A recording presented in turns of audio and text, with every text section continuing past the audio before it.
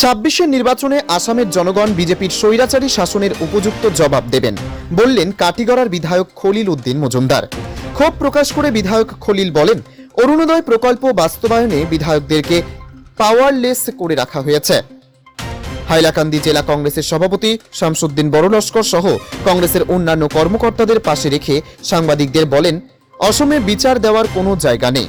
বর্তমান বিজেপি সরকারের অধীনে অসমে জনগণের ওপর এক ধরনের অযৌক্তিক শাসন চালানো হচ্ছে উল্লেখ করেন তিনি। ডিলিমিটেশনের মাধ্যমে যেভাবে পঞ্চায়েতের জিপি ওয়ার্ড গঠন করা হয়েছে, এতে জনগণ চরম হয়রানির শিকার হচ্ছেন। বিধায়ক খলিল ক্ষোভের সুরে বলেন, অরুণোদয় প্রকল্পের বাস্তবায়ন নিয়ে মুখ্যমন্ত্রী ভিডিও কনফারেন্সে যে কথা বলেছেন, জেলা পর্যায়ে আসার পর তার কোনো গুরুত্ব নেই। এমনকি বর্তমান অরুণোদয় প্রকল্পের বাস্তবায়নে বিধায়কদের হাতে কোনো ক্ষমতা নেই, অথচ বিধায়করা জনগণের ভোটে নির্বাচিত হয়ে জনগণের সেবায় নিয়োজিত। খলিল বলেন, এই সরকারের একমাত্র লক্ষ্য হলো তাদের রাজনৈতিক স্বার্থ রক্ষা করা। আর আমরা দেখছি কোনো গ্রুপ 200-250, কোনো গ্রুপ 17-1800, 2000 প্রতিশ্রুতি পূরণ করছে। এই কারণে মানুষ যেভাবে সমস্যা থাকে, সেই সমস্যা আমি গত দিন একটা ঠিক করেছি। বর্তমানে আমরা নিজেও বই যে আসামে বিচার দেওয়ার জায়গা নেই। এ হইল কি হাইকোর্টও মানুষকে বিচার দিচ্ছে, আর হাইকোর্টও বিচার দিলে মানুষ গরিবরা, বহুত মানুষ যারা সমস্যা, যারা পয়সা লাগে, পয়সা ছাড়া তো কোনো ঠিক দিত না। এটার পয়সাটা বেয়ার খেয়ে হচ্ছে। আজকে গভর্নমেন্টে যদি বেয়ার পয়সা করতে পারতো না, আর মানুষ জেনারেল যত মানুষ রাজনীতিতে জড়িত আছে, বিভিন্ন মানুষ বিভিন্ন সমস্যা আছে বর্তমান তো ছিল, সেই কারণে সব মানুষের এই সমস্যার মোকাবিলা করতে গিয়ে এটা হলে যে আইনের রাস্তা দিচ্ছে ডিলিমিটেশন লইয়া মানুষের বিভিন্ন প্রতিবাদ করতে সরকারের কোনো প্রতিবাদ যখন দিচ্ছে, সরকারে যখন প্রকাশ করছে সেটা প্রকাশ সঠিকভাবে ওইটা প্রকাশ করতে মানুষ অত্যন্ত কিছুই নেই।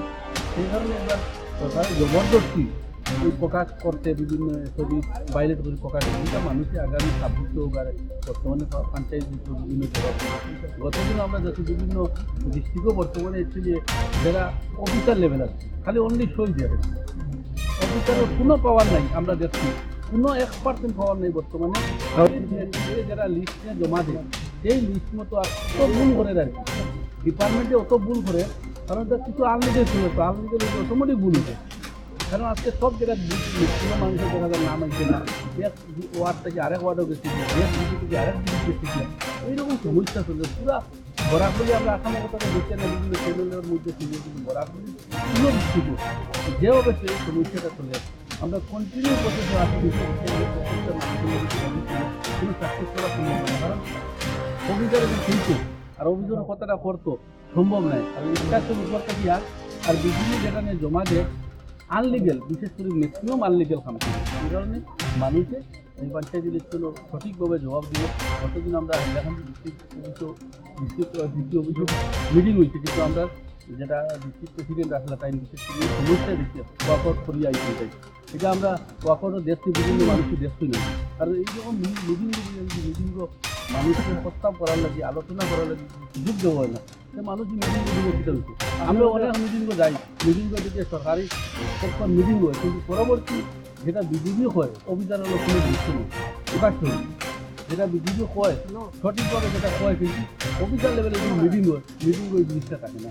এই কারণে আমরা এটা নির্ধারণ এবং আগামী সব জনসাধারণের কাছে আমরা আবেদন করবো এবং বিচার দিই যে আসামে আমরা বিচারও বর্তমান সময় মানুষের বিচার আছে, এই বিচারও কোনো একটা জায়গা নেই।